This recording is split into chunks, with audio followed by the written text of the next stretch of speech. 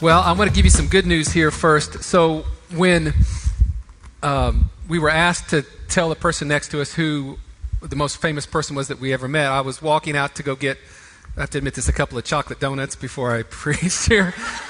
Because, yeah, that's right. It's the food of Olympic champions. That's what they eat before they compete. So, but anyway, I'm walking over there, and I heard the music group talking about the most famous person they've ever met. They said Jesus. So that's a pretty good answer, isn't it? It made me feel bad. I was going to say the Attorney General of the United States. I met him once, but if you put him, I'm not Eric Holder here, but maybe Jesus is a little bit, he's up there. So anyway, if this is your first time at City Life Church, we want to welcome you. My name is Scott Fiddler. I'm one of the elders here at City Life Church, and I'm not the pastor. I'm not even the executive pastor. In fact, our lead pastor, Chris Pate, is on a sabbatical, which he very much deserved. He's never taken any kind of a long vacation since the 13 years he's been here. And we hope he's coming back. Is he coming back? He's coming back. I don't know. I haven't heard from him. Jay and I were talking about this. It's like usually, after a service, he texts us. He says, how'd everything go, But, he must be really relaxing, and so that's good. But here's the thing. So he's not only gone, but also our executive pastor, Ji Yoon, also known as XPG. He is notorious XPG or something like that. I don't know. But he's gone too, because he's in Israel. And he's leading a group of some of our people went as well with him, Henry and some others. So he's gone too. So today you get the third string. And I knew when I moved to Texas from Indiana, the basketball capital of the world, and I came down here, and I found out that there were two sports, football and spring football. I met some guys, and I said, do you play? And they go, yeah, I play. And I said, well, what about them? Do they play? He goes, oh, no, but they're Roys. And I didn't know what a Roy was. And they said, oh, that's the rest of you all. So you got the starters, and then you got the Roys, they put in later. So today you get the Roys. But that's okay. So the pastors, they left this church in charge of 3 elders, basically. So you're basically at the mercy of an architect, a guy who manages a nuclear facility, and an attorney. So that's what you get. So now, one other thing I'm going to deal with the 800-pound gorilla in the room. I have on yellow slacks, and not everybody can get away with this.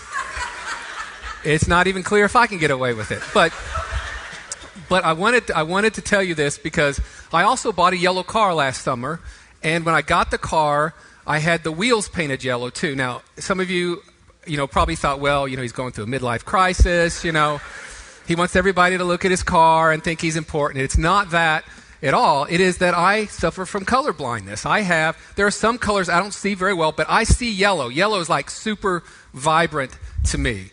And, I can really see it. And so it's my favorite color. I have a lot of yellow things. And I think God's that way too, because the best fruit he ever created, the banana, right? It comes prepackaged. It's prepackaged, and then it's ambidextrous. It can go in your left hand or right. You just turn it the other way, So anyway, but hopefully that explains. Y'all won't judge me because you think, whatever. So we've talked about fashion, fast cars, and fruit. We should probably talk about the Bible a little bit. So, okay. So if you've been with us for a few weeks, you know that we've been studying the book of Genesis. And one of the things I said last week, which is an image that I like, or a way to understand what we're doing, is that when you read the Old Testament, it's kind of like reading the director's cut on a movie. So like you go to Netflix or Apple TV and you get a movie and you can watch it and it's interesting and you think, well, there's probably more there that I didn't get. You watch the director's cut and they talk over it and they'll say, okay, you see this scene right here? What I'm trying to do here is this. And the message I was trying to convey is that. And the reason in this scene it's raining is because I wanted to convey that this was a time of redemption and, a reset in their life. And then you find out really what's going on. And so that's what the Old Testament is like for us. You have God moving in space and time in history, and then you've got the explanation. So you've got an explanation as to why God is doing what he's doing and what he's doing in their lives. And today, we're looking at a part of Scripture, Genesis chapter 31 and 32, that involves something that's very relevant to our lives, and it has to do with going on a journey. Now, those of you who know me, and I see, and of course, my wife Cindy's here, and sitting behind her is Ann Muntz, and she knows this as well. But I love to travel, but I'm not a good traveler. I just don't do well. So, I don't like standing in lines and going through security and, going through the porno scanner and then, being felt up by the TSA agent, having my Fourth Amendment rights violated every time I want to go on a trip, and then being stuffed into a tin can and pushed through the air at 600 miles an hour. It's just not my gig, okay? And so even though I love to travel, I don't love that part about it. So what Cindy does, and I usually, I'm busy, so we get ready to leave, and she'll tell me where we're going this year, and I'll say, well, what towns are we going to? And she'll tell me about the hotels. And it helps because then I'm not surprised. I know what's going to happen on the journey. And if you've gone to Israel, you know it's the same way there as well. And Israel's a little bit different. And I remember the first time we went to Israel with G said, well, when you go, here's what's going to happen. When you arrive, here's the questions they'll ask. And then, we'll get into Jerusalem, and you'll see, 20-year-old kids carrying around assault rifles in army fatigues. Don't worry. That's the army. They're there. That's for security purposes. And then, when you come back through the airport, they're going to, the security there, they're not going to necessarily do what we do in America where they put you through the scanner and touch you and all this other stuff. Instead, what they're going to do is ask you questions, and they'll pull you out of a line, and they'll talk to you for 20 or 30 minutes, and they'll pull somebody else out of your group, and then they're going to compare the stories to see if, what you're saying is correct and all. So when we went, as a result of knowing what to expect, when we went, I didn't freak out when I got pulled out of line, and they did. They pulled me out, and they started saying, why are you here, and, who are you with, and what's your purpose and all this, because I knew what to expect. And maybe you're like me. I want to know. I don't like surprises, like that. And maybe you're the same way. And this is the advantage we get of reading the story we're going to read today, is you get to see what it's like to journey with God and how He interacts with us on that journey and why He interacts the way that He does. So let me set the stage for you. We're in chapter 31 of Genesis, and what's going on is Jacob has now been with his father-in-law, Laban, back in this place called Haran, which is 400 miles from Canaan, where Jacob originally came from. And he's been there now 20 years. And he's been prospered by the Lord. He's married two of Laban's sons, or daughters. That would really, the polygamy is enough to deal with. But he actually married two of Laban's daughters, and so he's got this big family. God's prospering him, but things are not going great between him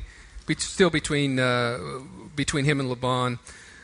But then we get to verse 31, chapter 31, verse 3, and this is where we'll pick it up. It says, "Then the Lord said to Jacob, 'Return to the land of your fathers and to your relatives, and I will be with you.'" And this is where we start, because Jacob is given by God a directive. He's told to follow Him, to go somewhere, to do something different than he's been doing, and he has a choice to make. And here's the first point today, that if you serve God, He will require your obedience. It's not just when you become a Christian that you say, I'm going to follow Jesus. It's after you become a Christian, there will be things that He will ask you to do, and then you have to make a decision, just like Jacob did. Are you going to follow or are you not? Are you going to do your own thing? And Jesus warned us about this. In fact, He said that if you want to be my disciple, you have to deny yourself and take up your cross and follow me. It's not really an option. You can make a choice, but if you're going to be His disciple, you want to walk with Him, then you've got to take up your cross and you've got to follow Him. And even more than that, what Jesus did, and this is what's so good about God in general, is He told us what to expect. You go in and you buy a new car, and they tell you, it's $99,999, and then, you go in to sign on the dotted line, and they say, but there's tax, there's title, there's license, and by the time the drive out, it's $12,000, You've been through this, Same thing, you get a hotel room, and you see the price, $125 a night. That's a good price, But then there's city tax, there's all, county tax, all these taxes, visitor taxes, and it's way more than that. And you feel like you've been taken advantage of. It's not that way with Jesus. In fact, Jesus said, if you want to follow me, you need to count the cost. And he gave a couple of examples. He said, if you want to follow me, he said, if you don't count the cost, it's like somebody who starts to build a building and they didn't figure out how much it was going to cost and they don't get it done, and then it's an embarrassment. There's this building half built and everybody knows, oh yeah, that's so-and-so. He started to do that and he couldn't get it finished. So Jesus says what the cost is going to be, and he tells us up front. Now you say, why does it have to be this way? Well, God is sovereign. And he has a plan. And so there are certain things that he can only do through your life, or will do through your life. Now, he's sovereign, and if you're not willing to do it, then he'll move on to the next person. But there are things he wants to do through you because you're best equipped to do it. It may be something in your job. It may be certain people that you can reach because of where you're uniquely positioned. And so he's got a plan for your life. And so there will come times in your life when he's going to say, here's what I want you to do, and you have to make a decision about whether you will continue to follow. And that's the decision that Jacob had to make. And it was not necessarily an easy decision. He wasn't getting along great with Laban. That is true. But what the Lord said to him was, I'm calling you back to the land of your fathers and your relatives. And you'll see there are other places he could have gone, but he decided to leave. But the first thing he had to do was leave, and he had to root up his family. It wasn't like today, you just pack up the fam and put them in the SUV and you head off to Dallas. It wasn't like that. He had 2 wives, he had, a whole bunch of children, he had a whole bunch of cattle, and they're going to march them across the desert 400 miles to go back to the land of Canaan. Big decision, but he decides to set out on it. And here's the other thing he knew, and this is something he certainly knew. He knew it was going to cost him a relationship. It was going to cost him a relationship with Laban, his father-in-law, his mother-in-law. It would cost his wives the relationship with their mother and father. Because he knew they'd never see them again. He had to make a decision, and it was going to cost him some relationships. But he was able to do it. And we'll pick it up in verse 26. He leaves. And the reason he leaves is because God's told him to leave, but he leaves in the middle of the night because he knows Laban is going to be so angry about him leaving and taking his daughters and his grandchildren all away. He leaves in the middle of the night. Laban finds out about it. He chases him down, and then he confronts him, and he says this in verses 26. He says, Then Laban said to Jacob, What have you done by deceiving me and carrying away my daughters like captives of the sword? Why did you flee secretly and deceive me and did not tell me so that I might have sent you away with joy and with songs, with timbrel and with lyre? Now, if you've been following Laban, you know that's probably not what he would have done anyway, right? But still, he says, and did not allow me to kiss my sons and my daughters. Now you have done foolishly. He's trying to shame Jacob because Jacob made a decision to follow the Lord. And some of you have been in this situation because you became a Christian, and maybe it's with close family members. I know when I became a Christian, I had a great father. My father was not a believer, and for most of my life, and when I became a Christian, he saw what was happening, and I never will forget. I was in college, and I overheard him talking with one of his adult friends. And he said, yeah, Scott, he's kind of going through a religious phase right now, but, it's probably not going to last too long, And it shamed me. I wanted to please my father. And it made me feel embarrassed. And I could have made a decision. I could have said, well, this just isn't worth it. I want my father to love me, to think the best of me. And to him, this thing is just a joke. It's trivial to him. I had to make a decision. I decided to continue to follow the Lord. And here's the good news. The happy ending on this is my father died 2 years ago, but just a few days before he died, I was able to talk to him alone, and he told me he was trusting in Jesus for his salvation. Now, even if that had not happened, I praise God that happened, but even if that had not happened, still I had to make the decision to follow the Lord. And you may be in the same situation. With you, it may be a different kind of relationship. It may be, it may be a relationship with a boyfriend or girlfriend. When I was in college, I had a girlfriend for 3 years, and then it came time to go to law school, and I had to, and it wasn't I necessarily had to make a decision. I could have just let it go on. We could have continued to be boyfriend, girlfriend, corresponding, calling. I was going to the University of Houston Law School. She was going back to Houston. So we could have continued it.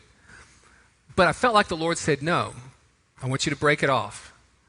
Not because there was necessarily anything wrong or anything like that, but I just felt like the Lord was saying, break it off, so I did. And then I get down here, and I get to law school, and I meet this beautiful blonde who is on campus as a campus minister and got married and been married for 33 years. Now, if I'd not been obedient, then maybe, she would have seen that I was taken and I wouldn't have had my eyes open looking, any of that. But again, this being obedient to Jesus will cost you relationships. It will cost you relationships eventually. Jesus said it like this. He warned us. He said that if you want to be his disciple, that you need to hate your wife, your children, your mother, your father, your brother, sister. Now that sounds really harsh. Hate. But what he's saying really, he's using hyperbole to make a point. He's saying that you need to be willing to risk these relationships in order to follow me, because sometimes, not always, but sometimes there will come a place in your life where you have to make a decision between following Jesus and a relationship that you have. But here's the good news. We know from this story, just like the Lord says, he says, return to the land of your fathers, and I will be with you. That if you're obedient to him, he will be with you. And he was with Jacob. Because after Laban found out that Jacob left, Laban mounted up with his posse and they went out after him. But then the Lord spoke to Laban and he said, look, I've called Jacob out. I've called him back home, and you're not supposed to speak anything good or bad to him. And, I read this story. You've read it probably too. And you're thinking, well, why do you even chase him? But this is just Laban. Laban goes out after him anyway, and he chases him down, and then he tries to shame him. But then he says, well, but the Lord told me to leave you alone. So even in the midst of this, the Lord was with him. And so what they end up doing is they cut covenant, they make a peace treaty, and they decide, okay, well, you're not going to cross this line, I won't cross this line. And that's the end. They're never going to see Laban again. He doesn't show up again in the Bible. So there was a price to pay for obedience. So from that point, Jacob's already dealt with one issue, but now he's got a bigger one on his hands, and that's the issue of his brother Esau. And if you remember the story, Esau is still back in Canaan, and Esau was not happy with Jacob. In fact, the story, Jacob had cheated him basically out of his birthright, or tricked him into giving up his birthright. He deceived Isaac so that Jacob, could get Esau's blessing. And so Esau was very upset at Jacob. And in fact, you go back and look at Genesis 27, it says Esau took a vow to kill Jacob, his brother. And even though it's been 20 years, Jacob is concerned about this. So what he does is he decides he's going to send some messengers ahead just to test the waters, to see how Esau is feeling, whether his feelings have kind of, quieted down a little bit after 20 years. And so he sends out these messengers, and we'll pick it up in verse 6. It says that the messengers returned to Jacob, saying, we came to your brother Esau, and furthermore, he is coming to meet you, and 400 men are with him. Then Jacob was greatly afraid and distressed, and rightly so. Here's Jacob out there with his family. He doesn't have an army. He's got a family. He's got a bunch of sheep. He's trying to move across the desert. And now he knows this guy who's vowed to kill him is coming with 400 men. Now at this point, he had a decision to make. Am I going to continue to follow the Lord, or am I going to go somewhere else? Because that was an option. If they're headed to Dallas, and he decides that his brothers waiting there are coming from Dallas to destroy him, he could take a left turn and decide, look, I'll just take the fam to Waco. We'll set up, camp over there. There's been a cult or two there in the past, but that's all behind us and all of that. And, we'll just live there. He could have made that decision. But he was being obedient to the Lord. And so what he does is he decides he's going to use some of his wealth. And so he decides what he's going to do is take his wealth, his flocks, and all the things that the Lord's prospered him with in all these years with Laban. And he's going to send them to Esau ahead of him in waves. So he tells the first group, he says, take all this, and you say, this is from Jacob, your brother. And then he tells the second group, when you get there, tell them the same thing. So he's going to get not just one present or a group of presents, but it's going to be like wave after wave of presents. And then we pick it up in verse 21. And it says, so the present passed on before him, meaning all these things he's sending on to Esau, while he himself spent that night in the camp.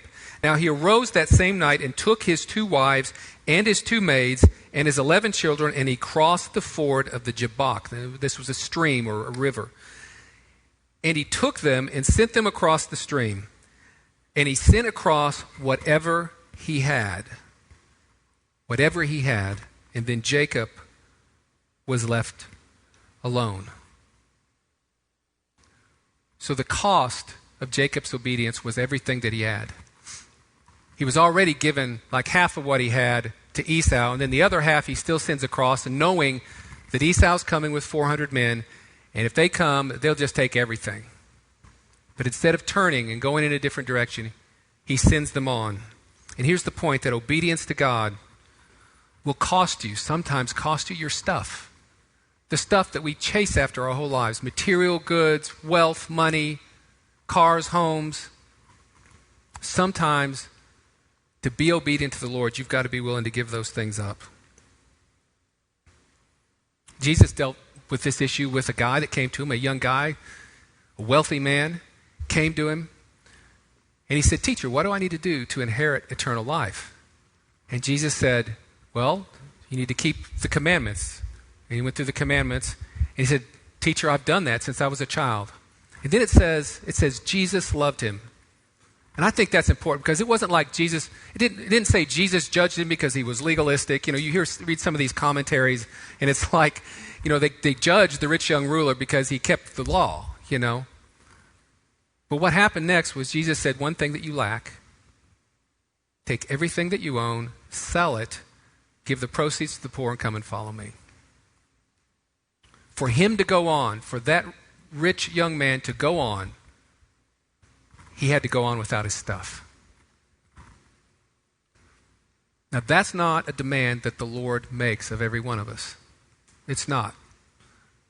But for some of us, obviously he does, because we've seen it here. And for some of us, it's some of our stuff. In order for him to take us where we need to go, where he wants to take us, sometimes we can't go with everything that we want to take. And we have to make a decision. Am I going to go and be obedient to the Lord, knowing his promise that I will be with you if you go where I tell you to go, or are we going to go our own direction? I remember back in 2013 when Cindy and I were living out in the suburbs. We'd lived out there for 17 years. We had a nice house, a reasonably sized house and all, especially for two of us. And we were getting to the point where things were going well at the law firm, and I thought I'm hitting my peak earning years. And I decided we need to build our dream home. So we were looking for a big plot of land. We were going to build that big house out there. In fact, I'd drawn it out on a napkin. It was beautiful. It was like this. It was like this horseshoe-looking thing. You know, it had like two different wings, and there was a pool in between the wings. There was a guest house for Cindy's parents, who I love, by the way. But we wanted them to be able to come up, you know, and stay there and have their own place. It was beautiful. But then one day I said, well, you know, we probably should pray about this before we make this decision, before we go. You know, it seems obvious. You know, you think you're an idiot. Why wouldn't you pray, you know? But we just do these things. You know, we go through life and think, well, the next step is this. That's what everybody does. That's what the Lord must want me to do, right? He wants me to have more, bigger, greater, you know? So we prayed. And we came back together. I said, Cindy, you're not going to believe this. I said, but I think the Lord's telling us to move downtown. And she said, well, you're not going to believe this because I think he just told me the same thing. And this is not something we talked about. It was not something that we had said, you know, someday we'd love to live downtown. You know, nothing like that. We got it independent from one another, each from the Lord. And so there was no denying it was the Lord. And so we had a decision to make. But you know what? I didn't want to be in a position where I doubted whether the Lord was still with me, whether I had departed from his call on my life and his will for my life. And so it was not a hard decision. We decided we were going to move downtown. So we looked for like 6 months. We looked. And what you find out when you look downtown is there's not the dream home downtown. They're like little apartments, you know. Some of you are laughing because you've done it. You tried it, you know. So we looked for 6 months, and that's all we kept finding. There's apartments, and then if you want to buy a place, which is what we were looking to do, you know, same thing, small, you know, like 1,100, 1,200 feet, whatever. And so we had to make a decision, but, you know, we thought, well, we got some time. Well, then we're praying. We feel like the Lord says to put your house on the market. And I thought, okay, no big deal. We've sold a house before. It took 6 months to sell. Not a problem. We put it on the market. It sells the next day. So now we don't have a choice. Now we have to leave. And the only thing we could find was a little place in the 7th floor in the middle of downtown. Some of you are smiling because you remember it. You remember how small it was. 1,100 square feet, 2 bedrooms.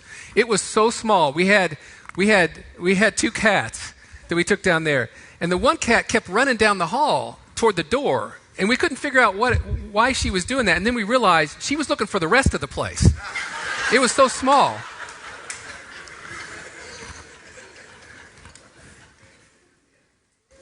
But we moved. We gave away a bunch of what we owned. We sold a lot of what we owned. We put other stuff in storage that there wasn't room for. And we moved, and we were there for 2.5 years. Now, there's a lot more to this story, and some of you have heard it. But to a certain extent, the rest of the story doesn't matter. Because what we knew is that our calling was in downtown Houston. And I still can't tell you exactly why that is. I think I've seen some of it. But I don't know, and I don't need to know. All I need to know is that's where the Lord's called us. And so that's where we're going to go. You know, Eric Stevens, some of you have heard the story. Eric Stevens has told, Eric's one of our elders, and he's the one that manages the nuclear facility down south of here. So if you ever see him glowing in the dark, that's why. But he had an opportunity a few years ago. He had an opportunity to go, he got a job offer in Atlanta. And it was for a lot more money. I don't remember exactly, but it was like 60% more maybe. I mean, it was a huge amount more money than what he was making, and a promotion on top of it. And you know how many people would have just jumped on that? How many times people today make decisions like, oh, $10,000 more, move to Minnesota? Okay, I'll do it. And not even think about, Lord, is that where you want me? So Eric prayed about it. He and Angela prayed, and they felt like the Lord said, no, stay where you are. I'll be with you. Stay where you are. And they did, and they turned it down. And probably the people that offered him the job thought he was crazy. Now, I could end the story right there, and that's still a good story, because he made a decision to follow the Lord. What happened, though, was, what was it, Jay, maybe a year later, 6 months, a year later, he ends up getting a promotion where he is. More money, bigger job, better job, more responsibility, all of that. Happy ending. But that's not the point. So we don't make these decisions to follow the Lord because we think it's going to be more money or a bigger home or whatever. Do it to be obedient because we know He's sovereign. He sees the end from the beginning. We don't have to. We just need to know that He calls us to go. And some of you may be going through that same decision right now. Maybe the Lord's called you to do something. Maybe it's change your major, in college. You've always been kind of pushed in a certain direction because it was a high-paying job, but you really feel like the Lord's calling you to do something different. And you've got to make a decision. Or maybe it's a job that you're in, and the Lord's calling you to make a decision, maybe change jobs.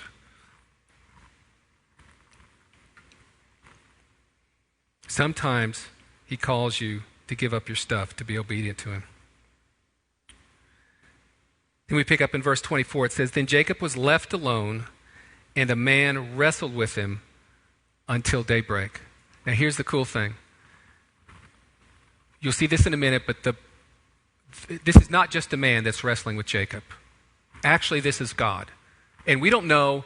Commentators generally agree that this is either the pre-incarnate Jesus, or it's the angel of the Lord, or it's, but it's God. It's a representative of God, because when you read Hosea later, you see that it says that Jacob wrestled with God. And then later, Jacob says this as well. So he's wrestling with God. So here's the point.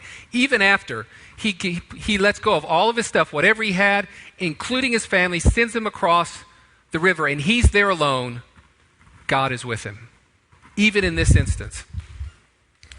And it says that he wrestled with him. The man wrestled with him until daybreak. Now here's the thing about wrestling. And I was never a wrestler, never wanted to be a wrestler. Partly because of this, because wrestling is a close, demanding, personal encounter with another person. Okay? And that's what's going on here.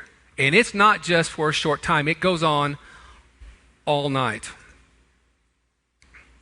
Verse 25, it says, when he saw that he had not prevailed against him, he, the angel, touched the socket of his, Jacob's thigh, so that the socket of Jacob's thigh was dislocated while he wrestled with him. And this is another reason we know that this is the angel of the Lord. This is some supernatural being, because all he did was touch his hip and it was dislocated.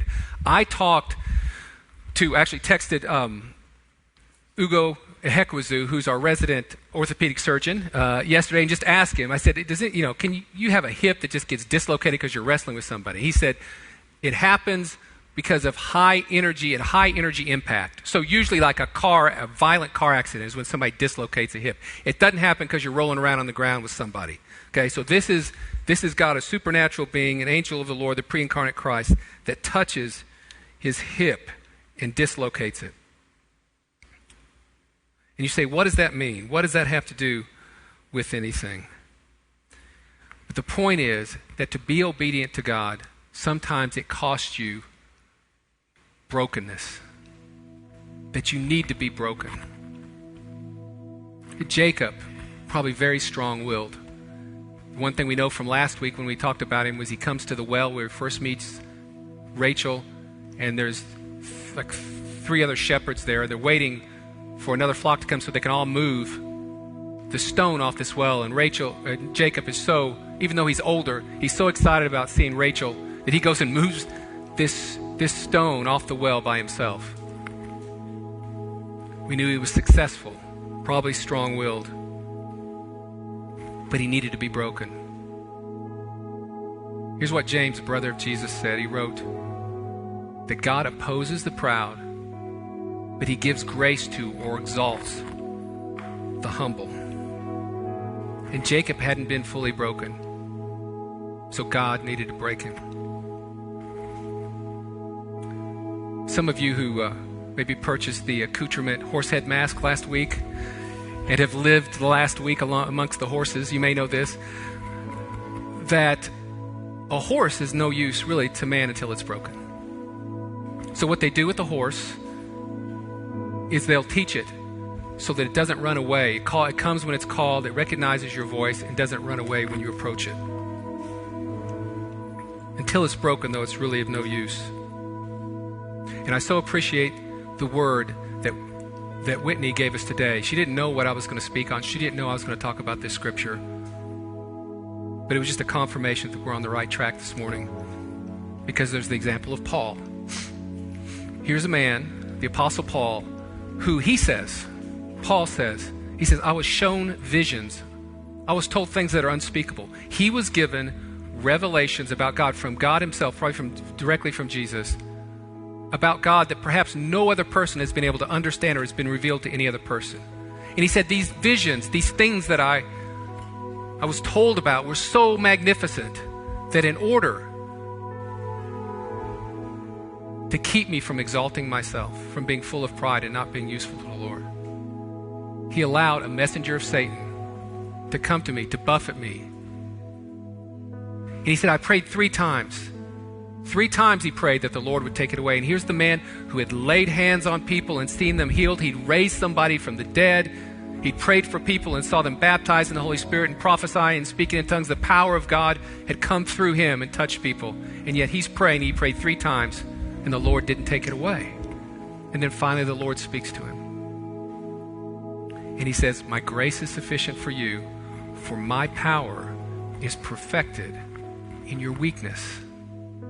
In other words, my power is manifested in your brokenness.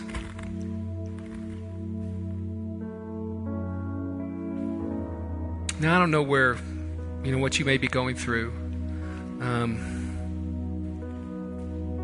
We've all had failures in our lives, things that we're embarrassed about. Maybe it's a marriage, for you. Maybe you were in a marriage and it didn't work out. Maybe it wasn't even your fault, but you still, wonder why you were going through that or had to go through that. Or maybe it's, failure in school or in a career. Maybe you were terminated from a job. Or maybe you're in that position right now where you're looking for a job. You've been terminated. You know what being terminated is like, one of the most personal things you can go through, because it's like somebody saying you're not good enough. What you produce, your work is not good enough. Same thing with relationships that break up. And you're wrestling with God. But your brokenness is useful to Him. And here's the good news. He said if you follow Him, then He will be with you.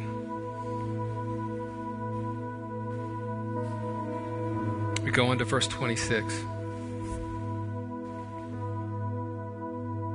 He says, then he said, let me go, for dawn is breaking. He wrestled with him all night.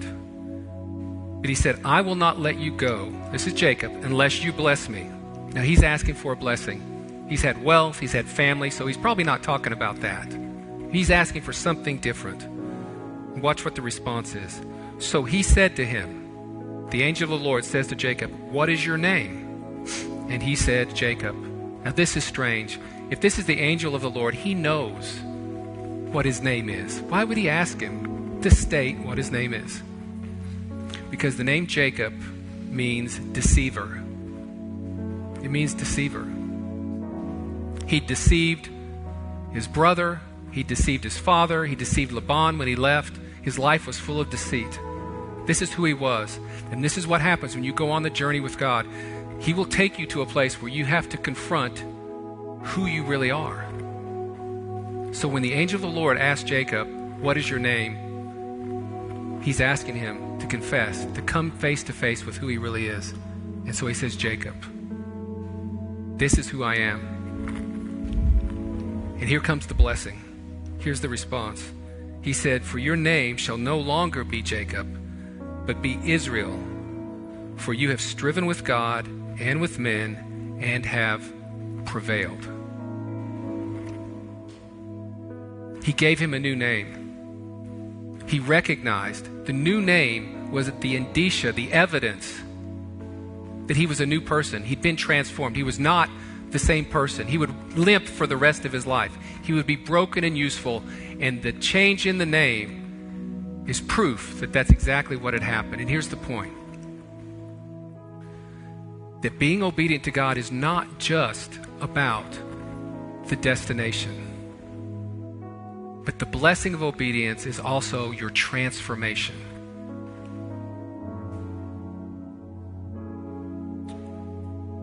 But the thing is, the reason he got the transformation was because he continued to wrestle with God all night. It says he wrestled and he prevailed. He didn't give up. He hung in there. And look, I know it's tough. Life is difficult. And it's easy sometimes when you're in that situation and you're just thinking, this marriage is tough. I just want to get out of this. You just want to pull the ripcord, and you know that the Lord doesn't bless it because you know what the Lord says about divorce. But you're thinking, if I can just get out and go, maybe I'll be happy. But the Lord's saying, no, I want you to prevail. Hang in there, because what I'm doing in you is more important than your comfort right now.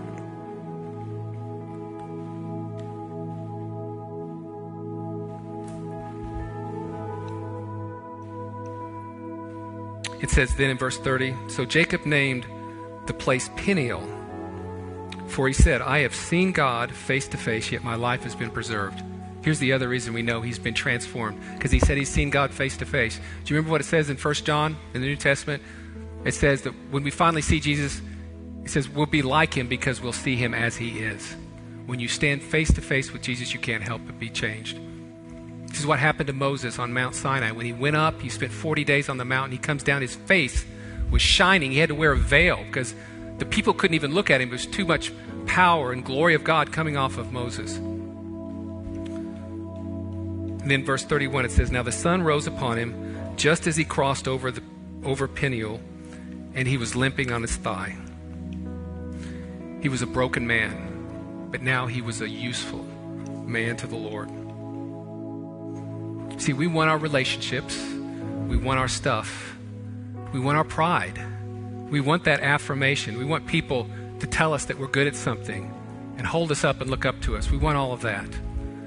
But sometimes what the Lord has to do is he has to say, I need that relationship, or I want you to give some of that up, or I want you to forget about that. Forget about being famous or being known or being this or that. Because there's something that I want to do in you that's more important. It's not just about the destination. The blessing is also about the transformation. And he had been transformed. Jacob had been transformed. And maybe, you've been doing your own thing for a while. And we all have our own lives, and we make different choices. And maybe it's been a while since you felt the power of God in your life, or the presence of God. But you can look back and you can say, well, he did call me to do that thing and I never did it. Or he was asking you to give up something or let go of something because he wanted to do something greater. And he promises that if you follow, he'll be with you. And now you don't feel the presence anymore. And you need to make a decision to get back on track today. Maybe that's you today. Or maybe you're at the initial point of making a decision. Maybe you're not a Christian, and maybe you're thinking, boy, this sounds so hard. Did I have to give up all this stuff and follow Jesus and be willing to give up relationships and wealth and my pride and all of this? But here's the good news. There is somebody who was a perfect Jacob, and he did this for us. And that's Jesus.